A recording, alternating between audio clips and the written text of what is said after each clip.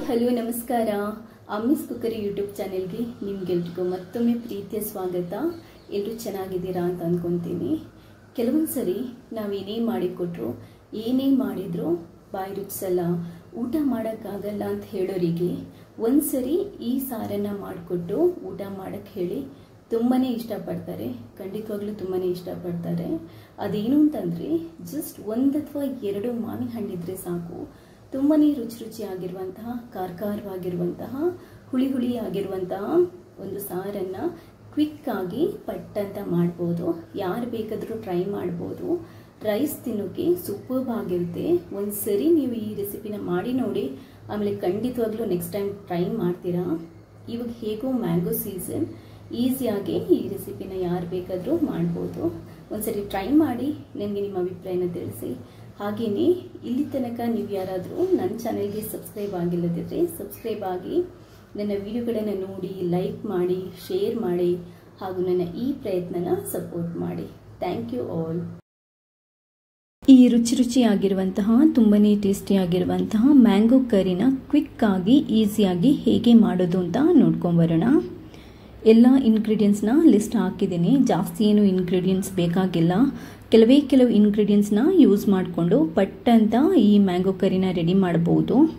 ನಮಗೆ ಮೇಜರಾಗಿ ಬೇಕಾಗಿರೋದು ಹಣ್ಣಾಗಿರುವಂತಹ 2 ಮಾವಿನ ಹಣ್ಣು. ಸ್ವಲ್ಪ ಮಾವಿನ ಹಣ್ಣು ಹುಳಿಯಾಗಿದ್ರೆ ಇದು ಕರಿ ತುಂಬ ಚೆನ್ನಾಗಿ ಬರುತ್ತೆ. ಮಾವಿನ ಹಣ್ಣನ್ನು ಚೆನ್ನಾಗಿ ತೊಳೆದು ಅದರ ಸಿಪ್ಪೆ ಎಲ್ಲ ತೆಗೆದು ಅದನ್ನು ತುಂಬ ಚಿಕ್ಕ ಪೀಸ್ ಆಗಿ ಕಟ್ ಮಾಡ್ಕೊಂಡು ಇಟ್ಕೊಳ್ಳಿ. ನೀವು ಬೇಕಾದರೆ ಗೊರಟನ್ನು ಆ್ಯಡ್ ಮಾಡ್ಬೋದು. ಗೊರಟನ್ನು ನಾವು ಕರಿಗೆ ಹಾಕ್ಬೋದು, ಅದು ಚೆನ್ನಾಗಿರುತ್ತೆ. ಈ ಥರ ಇದನ್ನ ಕಟ್ ಮಾಡಿಕೊಂಡು ರೆಡಿ ಮಾಡ್ಕೊಂಡು ಇಟ್ಕೊಳ್ಳಿ. ನಾನು ಇದರಲ್ಲಿ ಗೊರಟನ್ನು ಬಿಸಾಡ್ತಾ ಇಲ್ಲ, ಇವನ್ನ ಗೊರಟನ್ನು ಕೂಡ ಹಾಕ್ತಾ ಇದ್ದೀನಿ. ಇವಾಗ ನೆಕ್ಸ್ಟ್ ನಾವು ಕರಿನ ರೆಡಿ ಮಾಡೋದು ತುಂಬ ಈಸಿ ಆಗಿದೆ. ಸ್ಟವ್ ಮೇಲೆ ಒಂದು ಬಾಣಲೆ ಇಡಿ, ಅದನ್ನ ಲೈಟ್ ಉರಿಯಲ್ಲಿ ಇಟ್ಕೊಂಡು ಅದಕ್ಕೊಂದು 2 ಟೇಬಲ್ ಸ್ಪೂನ್ ಅಷ್ಟು ಆಯಿಲ್ ಹಾಕೊಳ್ಳಿ. ಎಣ್ಣೆ ಕಾದ ನಂತರ ಇದಕ್ಕೆ ಒಂದು ಅರ್ಧ ಟೇಬಲ್ ಸ್ಪೂನ್ ಅಷ್ಟು ಸಾಸಿವೆನ ಹಾಕೊಳ್ಳಿ. ಸಾಸಿವೆ ಸಿಡಿದ ನಂತರ ನಾವಿವಾಗ ಜಜ್ಜಿಟ್ಕೊಂಡಿರುವಂತಹ ಬೆಳ್ಳುಳ್ಳಿ ಮತ್ತು ಶುಂಠಿನ ಹಾಕ್ಕೊಂಡು ಲೈಟಾಗಿ ಫ್ರೈ ಮಾಡ್ಕೋಬೇಕು. ನಾವು ಆನಿಯನ್ ಹಾಕೋಕ್ಕಿಂತ ಮುಂಚೆನೇ ಬೆಳ್ಳುಳ್ಳಿ ಮತ್ತು ಶುಂಠಿನ ಫ್ರೈ ಮಾಡಿಕೊಂಡ್ರೆ ಅದರ ಫ್ಲೇವರ್ ಇದೆಯಲ್ಲ ತುಂಬಾ ಚೆನ್ನಾಗಿ ಬರುತ್ತೆ. ಈರುಳ್ಳಿ ಕೂಡ ಸ್ವಲ್ಪ ಸಣ್ಣದಾಗಿ ಚಿಕ್ಕದಾಗಿ ಕಟ್ ಮಾಡಿಕೊಂಡು ಫ್ರೈ ಮಾಡ್ಕೋಬೇಕು. ಯಾಕಂತಂದರೆ ನಾವು ಆನಿಯನನ್ನು ತುಂಬ ಡೀಪಾಗಿ ಫ್ರೈ ಮಾಡ್ಕೋಬೇಕಾಗುತ್ತೆ. ಅದು ತುಂಬ ಚೆನ್ನಾಗಿ ಡೀಪಾಗಿ ಫ್ರೈ ಆದ್ರೇ ಮಾವಿನಕಾಯಿ ಸಾರು ತುಂಬ ಒಳ್ಳೆ ಫ್ಲೇವರ್ ಬರುತ್ತೆ. ಆದ್ದರಿಂದ ಚಿಕ್ಕದಾಗಿ ಹಚ್ಕೊಂಡು ಆನಿಯನನ್ನು ಹಾಕ್ಕೊಂಡು ಅದನ್ನ ಡೀಪಾಗಿ ಫ್ರೈ ಮಾಡ್ಕೋಬೇಕು. ನಿಮಗೆ ಬೇಕು ಅಂತ ಅನ್ನಿಸಿದರೆ ಒಂದು 2 ಹಸಿಮೆಣಸಿನ್ಕಾಯಿನ ಕಟ್ ಮಾಡಿಕೊಂಡು ಹಾಕೋಬಹುದು. ನಾನೊಂದು 2 ಹಸಿಮೆಣಸಿನ್ಕಾಯಿನ ಚಿಕ್ಕದಾಗಿ ಕಟ್ ಮಾಡ್ಕೊಂಡು ಹಾಕೊತಾ ಇದ್ದೀನಿ. ಇದನ್ನ ಇವಾಗ ತುಂಬ ಡೀಪಾಗಿ ಫ್ರೈ ಮಾಡ್ಕೋಬೇಕು. ಆನಿಯನ್ ಡೀಪಾಗಿ ಫ್ರೈ ಆಗಿದೆ ನೋಡಿ, ತುಂಬ ಚೆನ್ನಾಗಿ ಫ್ರೈ ಆಗಿದೆ. ಈ ಥರ ಫ್ರೈ ಆದ್ರೇನಿದೆಯಲ್ಲ ಆ ಮಾವಿನಕಾಯಿ ಸಾರಿನ ಫ್ಲೇವರ್ ತುಂಬ ಚೆನ್ನಾಗಿ ಬರುತ್ತೆ. ಆದ್ದರಿಂದ ನಾನು ಮಾವಿನಕಾಯಿ ಸಾರು ಮಾಡಬೇಕಿದ್ರೆ ತುಂಬ ಡೀಪಾಗಿ ಆನಿಯನನ್ನು ಫ್ರೈ ಮಾಡ್ಕೊತೀನಿ.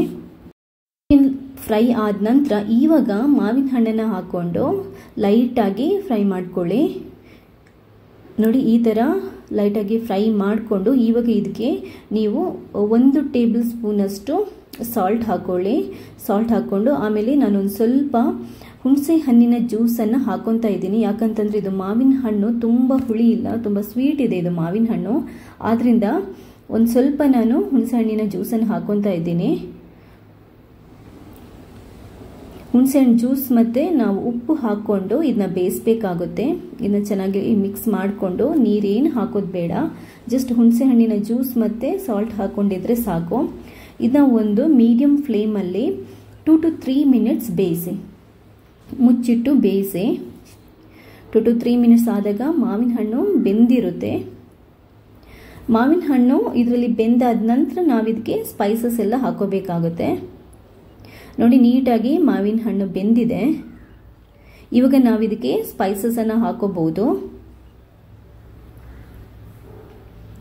ನೀಟಾಗಿ ಬೆಂದಿದೆ ನೋಡಿ, ಇಷ್ಟು ಸಾಕು. ಇವಾಗ ನಾವು ಸ್ಪೈಸಸನ್ನು ಹಾಕೊಳ್ಳೋಣ. ನಾನು ಇದಕ್ಕೆ 1 ಟೇಬಲ್ ಸ್ಪೂನ್ ಅಷ್ಟು ಖಾರದ ಪೌಡರ್ ಹಾಕೊತಾ ಇದ್ದೀನಿ, ಚಿಲ್ಲಿ ಪೌಡರ್ ಹಾಕೊತಾ ಇದ್ದೀನಿ. ಆಮೇಲೆ ನಿಮ್ಗೆ ಇನ್ನೂ ಸ್ವಲ್ಪ ಸ್ಪೈಸ್ ಜಾಸ್ತಿ ಬೇಕು ಅಂತಂದರೆ ಒಂದು ಅರ್ಧ ಟೇಬಲ್ ಸ್ಪೂನ್ ಅಷ್ಟು ಪೆಪ್ಪರ್ ಪೌಡರ್ ಹಾಕೋಬಹುದು.